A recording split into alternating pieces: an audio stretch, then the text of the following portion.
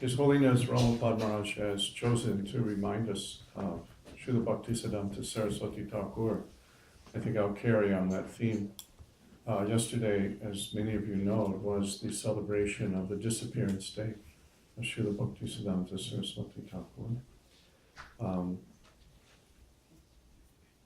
Just prior to his passing from this world, was it 1932 or 1939? 33 or 34, I think. So he passed on December 31st. Yeah. The moon is the same moon, that December 31st, to our yesterday. So of course we follow the moon cycle. And just 2 weeks before he departed, there was an exchange of letters between Srila Prabhupada and Bhaktisiddhanta Saraswati. Now Srila Prabhupada, like many of us, was a householder. And he was, in fact, working and contributing something. And of course, chanting. Srila Prabhupada was always chanting his 16 rounds. You know his formula? He used to say before, in the morning, how did it go? Before breakfast, 4. Four. Lunch, 4. Evening time, 4 o'clock, 4. And before dinner, 4. So he had divided up 4, 4, 4. He always chanted 16 rounds. And then even when he was Jagat Guru, Acharya. You see in the films of Srila Prabhupada, he always has his hand in his bead bag. He's always doing this, always doing this. And then there's that wonderful remembrance from Shrutakirti Prabhu, where Srila Prabhupada, he finished his 16 rounds, he pulled the last bead down. He said, now my 16 rounds are done, I can do any damn thing. There's that sense of wonderful relief that I've done my duty, right? Done my duty. So Srila Prabhupada was all about duty to his spiritual master. We see him as a great leader, as a great acharya, but he didn't see that. He saw only his Guru Maharaj. We see him, he saw his Guru Maharaj. And wherever he went, he saw only his Guru Maharaj. So just before Srila Bhaktisiddhanta Saraswati Thakur Prabhupada left this world, Srila Prabhupada had written a letter to him, really confessing that he was only a householder and so many godbrothers were sannyasis and brahmacharis and they were able to engage in direct service. But what can I do, he wrote, I'm a householder, how can I serve you? And it was that letter where he again reminded and reconfirmed, just 2 weeks before he left this world, he left that mission that you preach to those in the English language. And this remarkable thing happened, which you're all seeing. We're all being amazed regularly about this remarkable thing called the Krishna consciousness movement. And what is the core essence of it? Was this simple surrender to his spiritual master, 100%. It was a very simple action.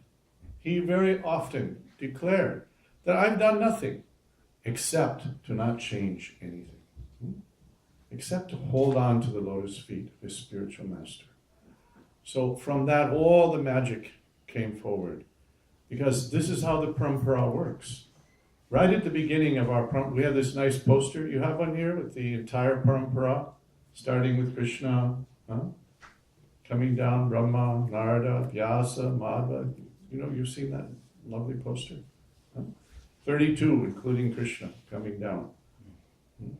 And every one of those devotees, every one of those acharyas, Vaishnavas, you could write so many little amritas about. Just like with Srila Prabhupada, every time we hear some story about Prabhupada, we're amazed. And so many more little amritas could be written. But imagine there were so many devotees coming down through this line. And each one of them was an amazing personality.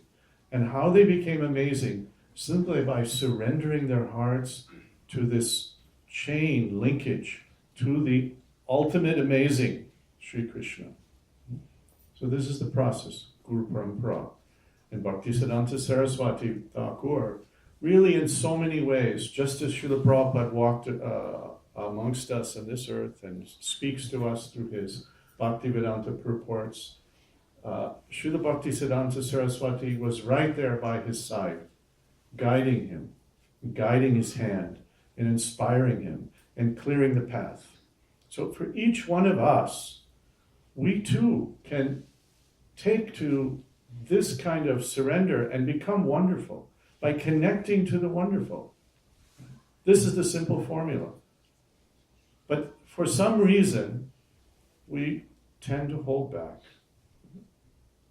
Actually, there's no good reason. If we reflect on it, we look carefully, there's really no good reason. No one's asking you to walk away from your family. No one's asking you to do some incredible act of renunciation.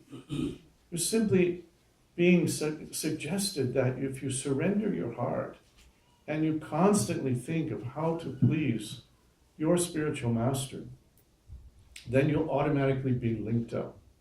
So you see how Srila Prabhupada became such an amazing person. And the result of his work was so amazing. So Srila Bhaktisiddhanta Sarasvati Thakur, he was born in 1874 in Puri. And there, from the very beginning, everything, the stage was set. What an amazing person he was. Because first of all, he was born in the family of one of the most noted Vaishnavas of his time and now for all time, Srila Bhaktivinoda Thakur. Srila Bhaktivinoda Thakur had achieved in his society the highest level that anyone could achieve. In other words, in British India, an Indian could not rise above DM, right? In the British Raj, an Indian could not go above DM. And Srila Bhaktivinoda Thakur was DM. District magistrate essentially means governor of that district. He had full control. He could pass a judgment. He could order the police to arrest someone or to stop some action, to clear some road. He could settle disputes. He could arbitrate. He could act as judge. He could sit on the judge's seat, although the judge was slightly lower position. Sometimes he acted as judge. So in his time and place, he had achieved what any householder would want to achieve. He became the top in his profession. Then in terms of a family man, how many children he had? Huh? How many? 10. So many children. And amongst those 10, many of them were pure devotees of the Lord, pure Vaishnavas. And then, amongst those 10, one of them was an actual spark, a ray of Vishnu. Because Srila Bhaktivinoda Thakur prayed for a ray of Vishnu. And that was Srila Bhaktisiddhanta Saraswati. So he came out, he was born, his umbilical cord was wrapped. You know, sometimes the umbilical cord does some funny things, right? It was wrapped like a thread, like the Brahmin thread. So people were very surprised to see this. And he was beautiful. Complexion was very beautiful. A very handsome structure. His ears were very noble. He had all the symptoms of a great personality. And then he grew up, very early age, he manifested a dislike for bad association. He wasn't a boy that ran off with the rascals. He always wanted to be in the right association. By the time he was 20 years old, he had already published his Surya Siddhanta. How many of us can say that we published an important book on a very detailed subject of Vedic science by the time we were 20 years old? And he was already reading regularly the books of Narottam Das Thakur and of his father. Now, Bhaktivinoda Thakur was born in a time of great upheaval in the Bengali society because it had been dominated since the Battle of Plassey in 1757. It had been dominated by the British. And there was a great deal of insecurity amongst the intellectuals. Bengal, of course, is famous for having a lot of intellectual persons. Even many of our Goswamis come from that community. Although all originally they came up from South India. Those Mukhopadhyaya and Bhattacharya, they were originally South India, but 1,000 years before. So Bhaktivinoda Thakur was a noted intellectual of his time, and he was writing on the issues of his time. So he was a person of his time. He was a success in his profession. He was a successful family man. He had fantastic children. He brought such pure devotees into the world, and Srila Bhaktisiddhanta Sarasvati Thakur into the world. What a person of success. So nobody's asking us to be a failure. No one's asking us to just turn off the TV and put your hand in the bead bag and put your nose in the book and start absorbing yourself in Krishna. Take care of your family. Take care of your profession. Be expert. Succeed in every way. Conquer wherever you go on behalf of Krishna. Don't be defeated by the jabber of these materially motivated businessmen who are trying to grab your attention. Oh, see what's happening here, see what's happening. No, useless information. We already know what the news is. You don't have to turn on the news. We know what the news is. Who told us the news? King Yudhisthira told us the news. The news is all of us are being cooked by time. That's the news. Whether it's Hillary, whether it's Donald, whoever it may be, whether it's Bernie, they're all going to cook us. Our goose is cooked, so to speak. That's the news. What more do we need to know? Just put our hand in the bead bag and read the stories of Krishna and his devotees and make your life perfect. This was the message that all of our acharyas have passed down. Simple message, very powerful message, so precisely correct that it changes everything, even though apparently changing nothing. Bhaktivinoda Thakur, everything that we aspire for, he had achieved it as a householder. He achieved it all. When he wanted to resign, the British got angry. They treasured him so much. Imagine. He went to his bosses and said, I want to retire. He said, no. You can't retire. We can't afford to lose you. He was so treasured. And amongst his colleagues in the Bengali intellectual community, he used to write in the newspaper called Jugantar, which was owned at that time by Sushir Kanti Ghosh. And Sushir Kanti Ghosh, noting that such an achieved, successful, aristocratic person of such substance was out begging door to door to raise money to build a temple for Mahaprabhu. And he's the one who noted in the Jugantar newspaper that I think you must be the seventh Goswami. This was the kind of prestige that he had achieved in his community. So, what are we waiting for? What are we holding back? I often look in the mirror and wonder that. It's always a mystery. So we need each other to assemble like this and remind each other. Just because I'm old and I was asked to come and sit here, I had to think of something to say and try to sound very clever. But by trying to say something that I've heard before, I'm reminding myself also. So in this way, you're also causing me to remember, and hopefully I'm causing you to remember. This is the Sangha. We all come together, and everyone is equally of value. In a Sangha, everyone is of value. Everyone is somebody. So when we have kirtan, we try to chant together, and in some parts of the room, some person for one moment reaches deep in their heart and bursts out with a good spirit of calling out like a child to his mother, and then we in our hearts feel that vibration, and it inspires us, and it starts a chain reaction going, just like a nuclear reaction, right? And this is a collective kirtan. We all start lifting each other up. And we speak about Krishna. And we worship Krishna together. And we, in this case, build temples to worship Krishna together, thus engaging our family wealth. Srila Bhaktivinoda Thakur did that. Srila Bhaktisiddhanta Sarasvati Thakur built temples. Srila Prabhupada built temples. At the same time, when we build temples, we should realize that the purpose of building the temple is not so we come and enjoy like some candy for the eye. Huh? That, oh, the deity is very pretty. Enjoying. Huh? The real purpose of coming before the deity is to report to our boss. Prabhu, here's your miserable servant. I've hardly done a thing for you, but I'm trying so hard to come out of this ignorance. Please help me. It's a report. This is the darshan. And if we adopt this spirit and we preach whatever we have heard, others will be attracted because it is natural. You don't have to become a great orator.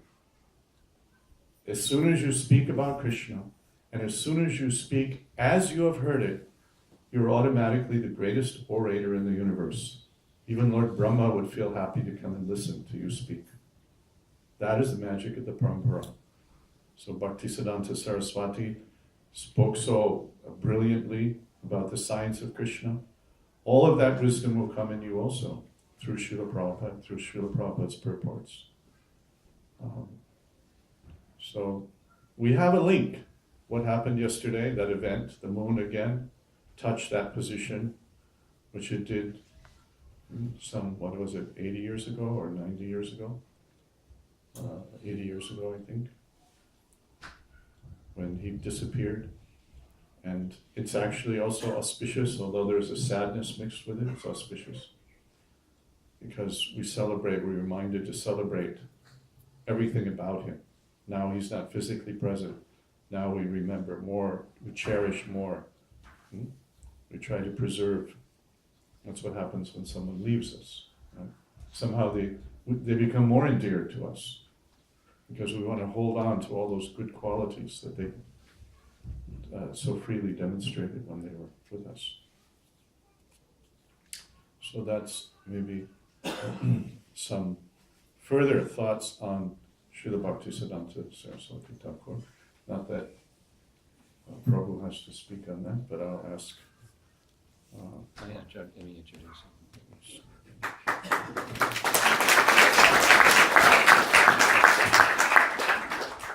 Isn't it nice hearing different speakers like this? And here we are, arm in arm. It's nice for all of you to see us sitting together. It's nice for us to sit together and do what we're doing. So you're enjoying and we're enjoying. Nityananda Prabhu here on my left or your right is a disciple of Tamal Krishna Maharaj, and he was greatly fortunate in many ways, one of them being trained by Tamal Krishna Maharaj. And many of you may not know what that means, but it's golden, the opportunity.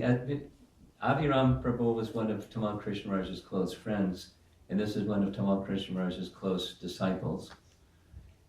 Directly being trained by Tamal Krishna Maharaj and carrying on after his departure in looking after the Texas Krishnas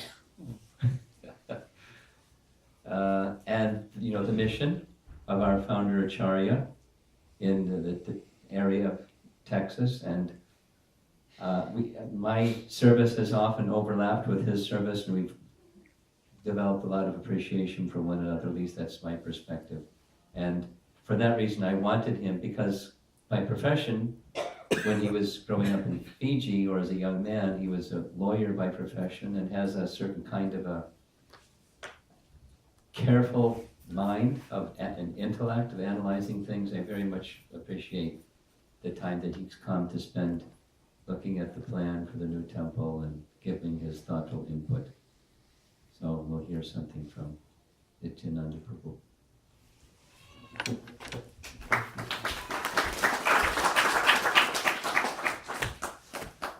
Hare Krishna.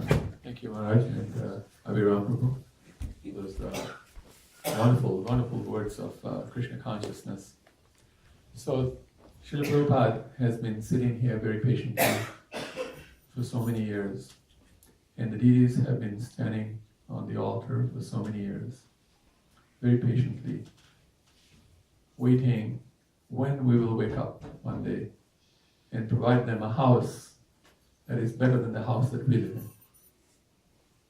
Certainly we all live in very nice houses, and particularly those of us, who have come from India to make money and become rich in America, live the American dream like that. We've actually been cheated. Because the reason we came to America had nothing to do with making money. It had nothing to do with becoming rich and famous. What it had to do was Srila Prabhupada's plan that Govardhan High will receive the very best reception in America, and that the whole of America will become Krishna conscious. That every person in America will become Krishna conscious. And what better city than Parsippany to choose a house for them? And what a better set of devotees than you who will do that service. So I often in my service look for signs. And one of the things that I do is that because Srila Prabhupada came to Dallas, and we have a room for Srila Prabhupada with the paraphernalia, his bed, his sitting place, his mridanga, his chalice from which he would drink water like that. There, his books that he read from, same books, everything the same. So he sits in his room, and I visit with him in the room and speak to him about how we're doing in Dallas and the issues that we're facing. And it's amazing what inspiration I get from him. So today in the morning when I went to visit with him, yesterday in the morning when I went to visit with him before I flew here, one of the things that I do is I read one of the offerings by one of his disciples, like the wonderful disciples we have here of Srila Prabhupada, and the offerings made by different temples. And today's offering, when I turned the page for today's offering, happened to be from the Tuaku temple.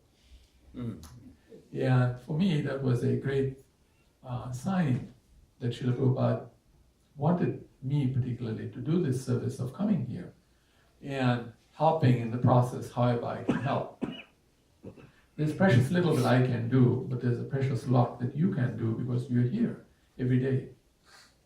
Srila Prabhupada once told a number of devotees, and my Guru Maharaj was relating to me, that to make this world Krishna conscious, all we need is 18 good devotees. 18 good devotees. So obviously we have more than 18 good devotees here, right here at the Tuaku temple. So building this project is not going to be difficult if we can unite and cooperate with one another and with love, reach out and do this service. And so talking about Bhaktisiddhanta Sarasvati Thakur as Maharaj did and Abhiram Prabhu did, segues into a wonderful talk that Radharani gives in one of our scriptures, in which she says that actually the difficulties that we face in our lives are really a contrast. Just like when you go to a jeweler's shop. The jeweler sells the jewelry placed on a mannequin that contrasts the jewelry. For example, when you look at the silver jewelry on the mannequin is colored either dark blue or dark red, so that the silver will contrast, and the ladies who come to that jewelry shop will buy a lot of jewelry and empty out their husband's pockets. It's therapy for the women to actually buy things, because it's your nature. This is why we're talking at the temple today, that the present gift shop is too small. We need a bigger gift shop. The bigger the gift shop, the more women will turn up at the temple. So things like that. We know these because from experience, we've seen this. The Los Angeles temple produces a $900,000 profit from the gift shop. Per year. Per year. Profit. You know. The Dallas temple turns out a $600,000 profit from its restaurant. It's not a big restaurant. It turns out a profit of $600,000. These are things that we have to be mindful of. We're living in Parsippany, so who is living in Parsippany? We have to look at that and base our temple on that. So Radharani says that for those of us who are sincere, there are going to be 5 difficulties that we're going to face, but these are all contrasts. We should welcome these difficulties and serve with a loving mood. The first difficulty is present and future happiness. We're all trying to be happy now and into the future. And what don't we do to become happy? We do cartwheels, we do so many things in our lives that any sane person would never do, knowing full well that there is going to be no happiness at the end of the tunnel, because this world is dukhalaya sashvatam. It's a place of misery and instability. That the only stability is based on reality, and the reality is that Krishna manifested material and spiritual worlds out of love. So it's all about relationships, really. And this is about our relationship with our deities, Srila Prabhupada, the devotees, the acharyas, like that, Guru and Krishna, the acharya and the archa vigraha. This is the relationship, and the relationship with the devotees in such a way that we can work together to create success. And in so doing, we create a family, and she says that is the second issue in life. There are going to be family issues. There's going to be misery as a result of family issues. Then she says that the third thing that's going to cause issues is going to be politics. And we see sometimes that amongst devotees, there's also politics, right? Politics in the United States of America right now is very prominent, and we can see how much misery that is causing everybody. But we have that within our own devotee community as well. Yeah, Shri Gaur-Nitai ki jai. Shri Shri Sitaram Lakshman Hanuman ki jai. Jai Shri Nashmi ki jai. Srila Prabhupada ki jai. Then she says that health is going to be another issue. Because as we get older, we know that our health starts playing up, and we're not able to do as much service as we can. And finally, the biggest of all problems is going to be unrequited love. So many times we have, in our relationships, we do things with others, but they don't reciprocate how we want them to reciprocate with us. And we feel that the love they give us is actually falls short of the mark of what we're expecting from that person. Radharani says these are all actually contrasts. Because if you didn't have these contrasts, then how will you be able to know love of Krishna in its full resplendence? So love of Krishna comes in the form of this association, the association of devotees, the kirtan that we do, the reading, as Maharaj and Abhiram and Nityananda said, reading from Srimad Bhagavatam and the books of Srila Prabhupada, going out and distributing these books, distributing prasadam.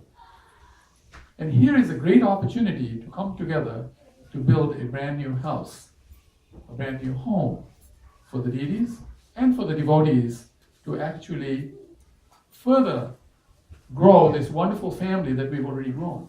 Now we're living in this small house, and we've outgrown this house, right? This is a very small house. Now we need a bigger house. So now we're building this bigger house.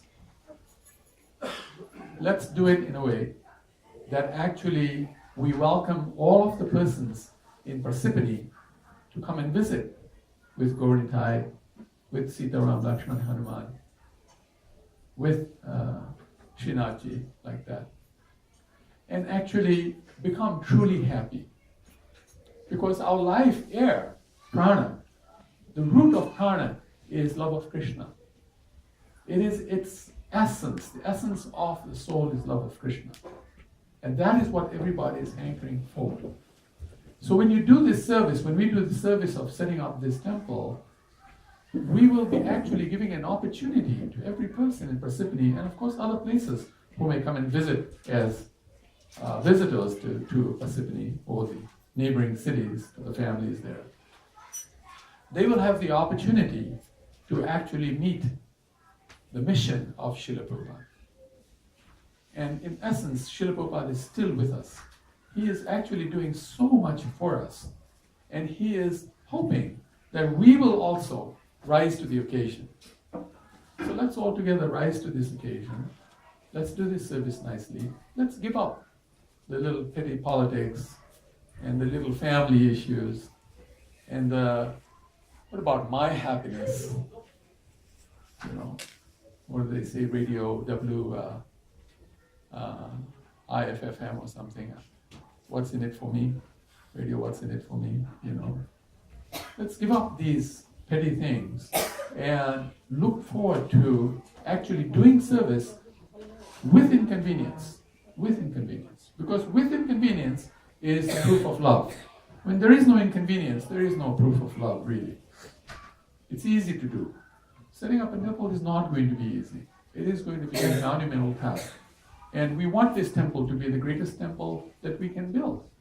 We want it to be a shining example around the world of how people from different races came together and built a wonderful house for the Lord and His devotees, for the deities and the devotees. So I'm very humbled to be part of this program, and although Maharaj spoke very highly of me, I deserve none of that praise. This is a really golden opportunity for us to become closer as family members in the family of Srila Prabhupada, with wonderful disciples like Maharaj, who's giving initiation, giving shelter to so many devotees, and disciples like Abhiram Prabhu, who are pushing forth this mission and giving so much shelter to so many people also. Let's also give shelter like that to others as well. And the best way to give them a shelter is to invite them to a nice facility and then to give them a lot of love in our reception. It's amazing that when Srila Prabhupada came to America, he came to Butler, Pennsylvania. You know, because we're butlers actually, we're butlers. That's why he came to Butler, to tell us we're butlers. How do butlers behave? You should study how butlers behave. That's how we should be behaving also in relationship to Srila Prabhupada and his mission. And if we do that, then his spiritual master, Bhaktisiddhanta Sarasvati Thakur, who actually instructed him to do this service, we're actually assisting Srila Prabhupada in his service to his spiritual master. Really, that's what we're doing. We're becoming assistants. And the assistants to his disciples. The further away you are as an assistant, you get the combined mercy of everybody ahead of you. So let's also become assistants of each other, right? Let's become servants of the servants of the servants. As far removed as we can. Because we get the combined mercy of everyone ahead of us. And live our life gloriously, chant, feast, and dance our way back to Godhead. There is nothing better than that. Thank you very much.